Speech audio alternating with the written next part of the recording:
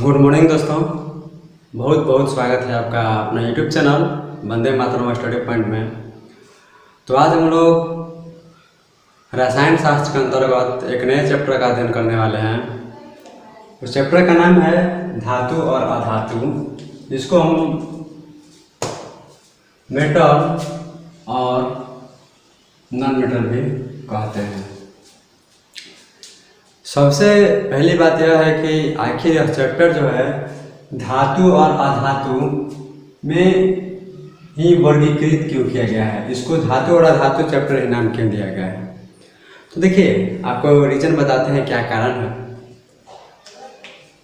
हमारे ब्रह्मांड में, हमारी पृथ्वी पर अभी तक 111 या इससे ज़्यादा 118 ऐसे ही कुछ 111-12 से ज़्यादा अभी तक तत्वों की खोज की जा चुकी है, या उसको कुछ ऐसे भी तत्व हैं जिनको लैब में भी बनाया जा चुका है।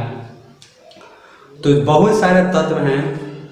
तो तत्व जो हैं वो तत्व में बहुत सारे आपके कुछ धातु भी हैं, कुछ आपके अधातु भी हैं, कुछ उपधातु भी हैं, बहुत सारे हैं। इसमें कुछ धातु मेटल, कुछ धातु आपका मेटल बोल रहे हैं, कुछ धातु आपका द्रव अवस्था में, कुछ आपका ठोस अवस्था में। इसी प्रकार इसमें भी कुछ आपका ठोस अवस्था में है, ये भी आपका कुछ ठोस अवस्था में है, द्रव अवस्था में।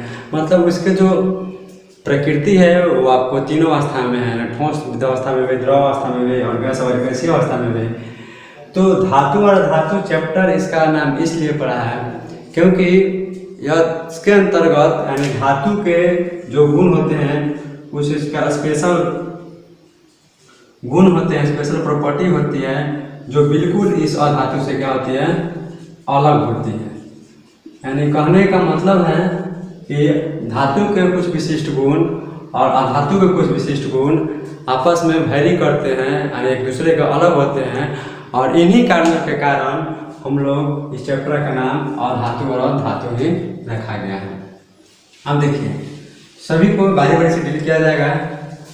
हम आपको पहले ही बता चुके हैं कि हमारे यूट्यूब चैनल से आपको कंप्लीट स्टडी कराया जाएगा। तो देखिए, धातु क्या होता है। धातु जिसको हम लोग इंग्लिश में हम लोग कहते हैं मेटल। देखिए, एक वैसे तत्व होते हैं या वैसे पदार्थ होते हैं धातु। देखिए, हम आपको लिख रहे हैं, थोड़ा समय लगेगा। वैसे तत्व या वैसे पदार्थ होते हैं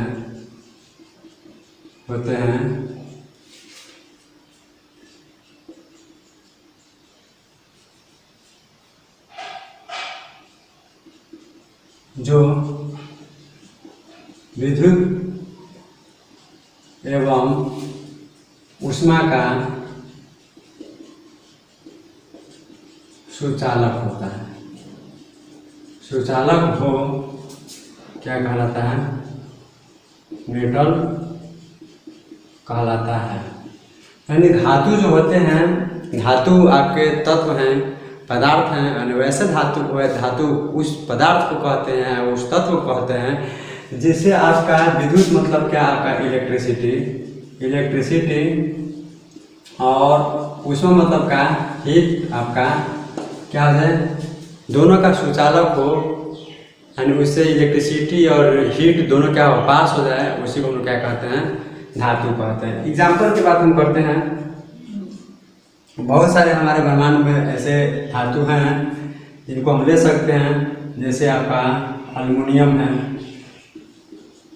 है, आपका लोहा है, और एल्युमिनियम है, लोहा है, और बताइए क्या हो सकता है, तांबा हो सकता है, सोना हो सकता है।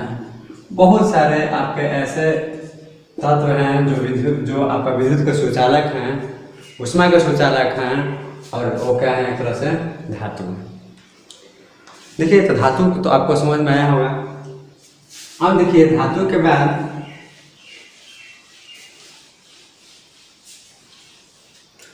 हम लोग पढ़ेंगे, हेडिंग है आप लोग का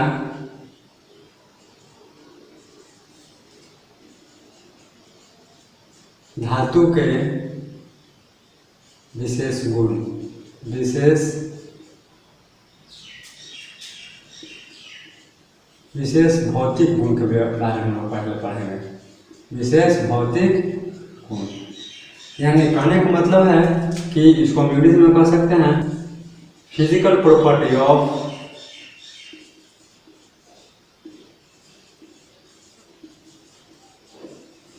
metal. Physical property of metal इसको हम लोग कह सकते हैं। तो फिजिकल प्रॉपर्टी ऑफ मेटल में धातु के क्या क्या गुण होते हैं, भौतिक गुण क्या हैं, इनके दो गुणों के बारे में हम लोग पढ़ेंगे, भौतिक गुण के बारे में और रासायनिक गुण के बारे में। तो भौतिक गुण में क्या हो सकता है, क्या होते हैं, उसके बारे में हम लोग पढ़ेंगे। पहले है आपका सुचालकता। क्या है आपका सुचालकता, इसको हम लोग कहते हैं कंडक्टिविटी। कंडक्टिविटी हम लोग इसको कहते हैं। सुचालकता जो है आपका एक इसका धातु का एक गुण है।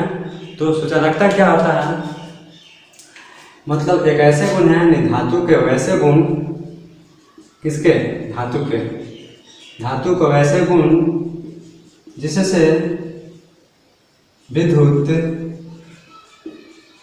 और क्या ऊष्मा पास कर जाए या पार कर जाए, पार लिखे पार कर जाए,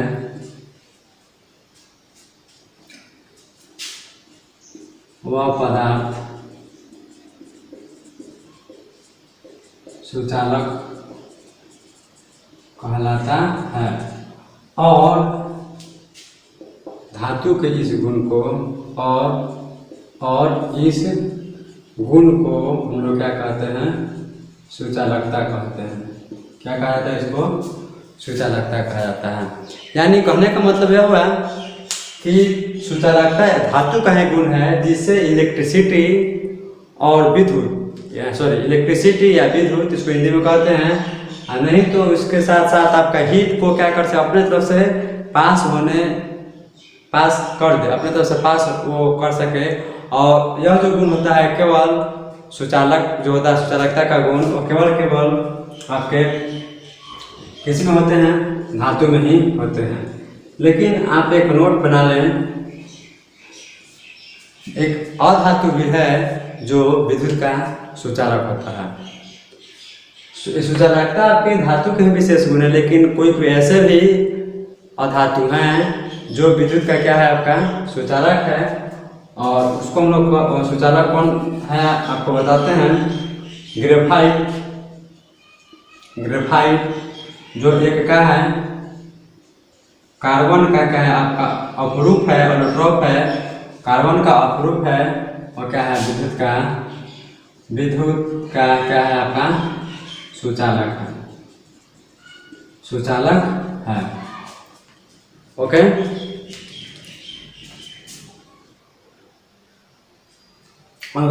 अगर आपको माना जाए कि आपसे पूछा जाए कि आप एक ऐसे धातु का नाम बताएं जो विद्युत का सर्वोत्तम सुचालक हो, तो देखिए विद्युत का जो सर्वोत्तम सुचालक है वो फर्स्ट नंबर पे आता है आपका चांदी।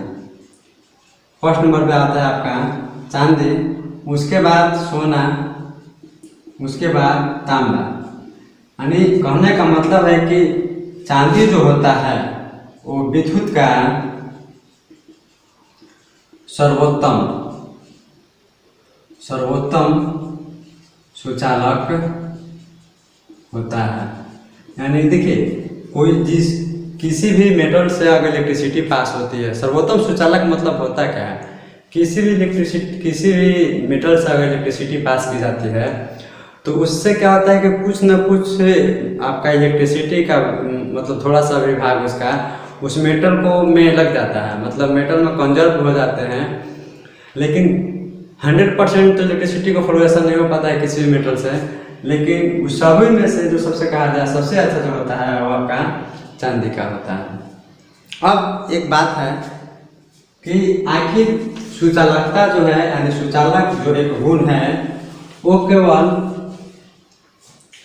आपके धातु में ही क्यों पाए जाते हैं। एक क्वेश्चन एक तरह से इसको कह सकते हैं कि जो धातु होते हैं, धातु विद्युत का सुचालक क्यों होते हैं, विद्युत के सुचालक क्यों होते हैं, इसे गुण आता है, इसे क्वेश्चन आता है। आखिर इसका रीजन क्या है। देखिए धातु जो होते हैं विद्युत के सुचालक होते हैं, ये तो आपको पता है, अभी बताएं। लेकिन सुचालक क्यों होते हैं, इसका कारण क्या है कि जितने भी आपके मेटल हैं, मेटल में आपका क्या रहता है, फ्री इलेक्ट्रॉन। क्या, जितने भी आपके मेटल हैं उस मेटल में फ्री इलेक्ट्रॉन, यानी कहने का मतलब क्या है, मुक्त इलेक्ट्रॉन उसको कह सकते हैं। मुक्त इलेक्ट्रॉन मतलब क्या, कोई भी धातु जो होता है उसमें मुक्त इलेक्ट्रॉन पाए जाते हैं, और उन्हीं मुक्त इलेक्ट्रॉन के कारण ये जो होते हैं वो विद्युत के क्या होते हैं, विद्युत के सुचालक होते हैं। यानी मुख्य जो इसका पॉइंट है, आखिर सुचालक क्यों होते हैं, तो फ्री इलेक्ट्रॉन के कारण। आपसे क्वेश्चन अगर पूछे कि विद्युत का सुचालक धातु भी क्यों होता है, तो आप लिखिएगा कि धातु विद्युत का सुचालक इसलिए होता है क्योंकि उसमें मुक्त इलेक्ट्रॉन पाए जाते हैं। अब देखिए, अगर कोई धातु है, मान लीजिए आपका यह धातु है, मेरा समझिए, आप डायरेक्शन बता रहे हैं, direction of electron in electricity, मतलब विद्युत में, तो इसको हम इसी में आपको बता रहे हैं, विद्युत में मुक्त इलेक्ट्रॉन की दिशा, मुक्त इलेक्ट्रॉन की दिशा क्या होता है। मान लीजिए ये आपका, हम लोग को दिखाई दे रहा होगा, ये आपका लोहे का छड़ या तांबा का जो भी छड़ हो, इससे है वो हम क्या किए हैं, बैटरी से हम जोड़ दिए हैं, ये प्लस है आपका माइनस है, तो इसमें भी क्या होंगे, इलेक्ट्रॉन होंगे। आपका मेटल है ना, इसमें फ्लोरेशन अगर की बात करते हैं, तो अगर मेटल है, मेटल से अगर जो धातु है, धातु से इलेक्ट्रिसिटी तो फ्लो होगा ही, तो इससे इलेक्ट्रिसिटी फ्लो होगा तो इसके इलेक्ट्रॉन भी क्या होंगे, स्वतंत्र होते हैं, वो भी फ्लो होते हैं। फ्लो मतलब क्या, इधर उधर चलते हैं, और उसका डायरेक्शन किस दिशा में होता है, उसी के बारे में हम लोग बात कर रहे हैं। तो मान लीजिए आपका प्लस है, बैटरी से जोड़ दिए हैं, इलेक्ट्रिसिटी इस दिशा में जा रही है, ऐसे प्लस से माइनस की तरफ जा रही है। तो क्या होता है कि इसमें जो इलेक्ट्रॉन है, या आपका क्या है, धातु है, इसमें जो इलेक्ट्रॉन है, अगर विद्युत की दिशा इस तरीके से हो, यानी इधर से लेफ्ट टू राइट जाए, तो इलेक्ट्रॉन की जो दिशा होती है वो क्या होती है, इसका इलेक्ट्रॉन की जो दिशा होती है वो राइट टू लेफ्ट होती है। यानी कहने का मतलब है कि अगर किसी भी धातु से अगर इलेक्ट्रिसिटी पास हो रही है, तो उसमें इलेक्ट्रॉन की जो दिशा होती है और विद्युत की दिशा क्या होती है, विपरीत होती है। तो विद्युत में मुक्त इलेक्ट्रॉन की दिशा क्या होती है, विद्युत में मुक्त इलेक्ट्रॉन की दिशा और विद्युत की दिशा की क्या होती है, विपरीत मानी जाती है, या विपरीत होती है, मानी जाती है या होती है। तो इस प्रकार से हम कह सकते हैं कि अगर सपोज अगर लेफ्ट टू राइट जा रहा है, इलेक्ट्रिसिटी फ्लो हो रहा है, तो उसकी इलेक्ट्रॉन का फ्लोरेशन जो होगा वो आपका राइट टू लेफ्ट होगा। ये आपका पहला गुण है। इसके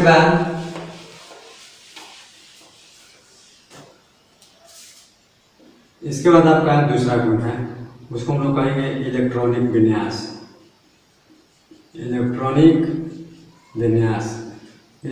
विन्यास भी एक धातु का ही गुण है, जिसको हम लोग इलेक्ट्रॉनिक कॉन्फ़िगरेशन कहते हैं। इलेक्ट्रॉनिक कॉन्फ़िगरेशन क्या होता है, इसके ऊपर देखिए इलेक्ट्रॉनिक विन्यास आपको बताए थे हम 9th में ही। इलेक्ट्रॉनिक विन्यास क्या होता है, देखिए धातु के बाहरी कक्ष यानी इसको बाह्यतम कक्षा भी कहते हैं। बाह्यतम कक्षा में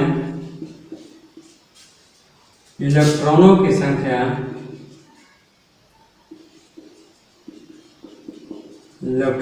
संख्या कितना होता है, या तो 1 हो सकता है, नहीं तो 2 हो सकता है, नहीं तो क्या हो सकता है 3।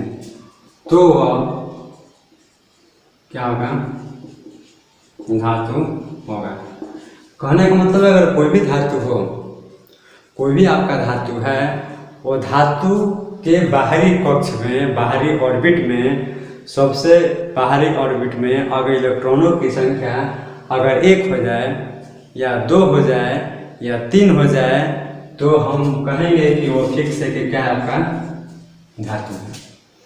सपोज देखिए कैसे, हमको जैसे पता करना है, इधर हम लिख दिए धातु, ठीक, धातु के संकेत ये लिख रहे हैं, और यहाँ पे इसका संख्या, परमाणु संख्या, देखिए परमाणु संख्या लिख देते हैं, परमाणु संख्या, और यहाँ पे इलेक्ट्रॉनिक विन्यास, इलेक्ट्रॉनिक विन्यास। देखिए हम लोग बिल्कुल आसानी तरीके से पढ़ेंगे। कोई धातु है, 1 नहीं 2 नहीं 3 एग्जाम्पल लेकर चलेंगे। जैसे कोई आपका धातु है, सपोज हम मान लें सोडियम। सोडियम क्या है, धातु है, इसको सोडियम को हम लोग एन से दिखाते हैं, इसके परमाणु संख्या क्या हो जाएगी, 1 हो जाएगी ना। तो इलेक्ट्रॉनिक विन्यास की बात करते हैं तो एक के सेल होता है, एक एल सेल होता है, एम सेल होता है, एन सेल होता है। तो आपको इसके पहले बताया थे 9th में, बताया गया होगा कि जो इससे परमाणु संख्या जो आपका 11 है, इसी से इलेक्ट्रॉनों का बंटवारा होता है कि किस कक्ष में कितने इलेक्ट्रॉन का एंट्री होगा। तो इसमें के सेल में मैक्सिमम 2, यानी फार्मूला जो होता है वो 2n² होता है। n जो है और नंबर ऑफ ऑर्बिट्स है, फर्स्ट नंबर सेकंड नंबर। तो पहले कक्ष में मिनिमम 2 इलेक्ट्रॉन, दूसरे वाले में मैक्सिमम 2 इलेक्ट्रॉन, सेकंड वाले में 8 इलेक्ट्रॉन, 2 8 10 इलेक्ट्रॉन हो गया, थर्ड वाले में 1। देखिए इसके बाहरी कक्ष में कितने इलेक्ट्रॉन है, 1। जब 1 इलेक्ट्रॉन है तो फिक्स क्या है आपका धातु है। यहाँ धातु नहीं, यहाँ लिख देते हैं तत्व के संकेत, सबसे अच्छा रहेगा। दूसरा हम जैसे मान लिया नाइट्रोजन, आपका क्या हो गया, धातु होगा। कारण क्या है कि आपका बाहरी कक्ष में इलेक्ट्रॉनों की संख्या कितनी है, 1 है। दूसरा है नाइट्रोजन, नाइट्रोजन का परमाणु संख्या होता है 7, ये हो गया 2, हो जाएगा 5। यानी इसके लिए बाहरी कक्ष एक ही कक्ष है और इसमें इलेक्ट्रॉनों की संख्या कितना है, 5, यानी 1 2 3 से क्या अधिक है, तो हम कह सकते हैं कि यह क्या है आपका अधातु है। अगर बात करते हैं मैग्नीशियम की, मैग्नीशियम का होता है कितना, 12। मैग्नीशियम की बात करते हैं तो पहले कक्ष में 2, दूसरे में 8, तीसरे में 2। सबसे बाहरी कक्ष में इलेक्ट्रॉनों की संख्या कितनी हुई, 2 हुई, और 2 रहेगा तो फिक्स रहेगा, क्या होगा आपका वो धातु होगा। 4th नंबर में एक हो लिए ऑक्सीजन, और लास्ट लेंगे हम लोग क्लोरीन। ज़्यादा नहीं, ऑक्सीजन का परमाणु संख्या होता है 8। ऑक्सीजन का परमाणु संख्या क्या होता है, 8। बाहरी कक्ष में कितने इलेक्ट्रॉन होंगे, मैक्सिमम 6 इलेक्ट्रॉन। अगर 6 रहेगा यानी 2 1 2 3 से अधिक रहेगा तो क्या हो जाएगा आपका अधातु। क्लोरीन होता है परमाणु संख्या 17, 2 8 7। सबसे बाहरी कक्ष में इलेक्ट्रॉनों की संख्या 7, क्या हो जाएगा आपका अधातु हो जाएगा। तो इस तरीके से हम कौन आपका अधातु है कौन धातु है, इलेक्ट्रॉनिक विन्यास से हम पहचान सकते हैं उस तत्वों को। तो कहने का मतलब है कि इसमें धातु कौन कौन है, 1st नंबर 3rd नंबर क्या है आपके धातु हैं, बाकी क्या है आपके अधातु हैं। ओके, समझ में आ रहा है ना। यानी धातु के जो इलेक्ट्रॉनिक विन्यास होते हैं, यानी बाहरी कक्ष में इलेक्ट्रॉनों की संख्या जो होती है या तो 1 हो सकती है, नहीं तो 2 हो सकती है, नहीं तो आपका 3 हो सकती है।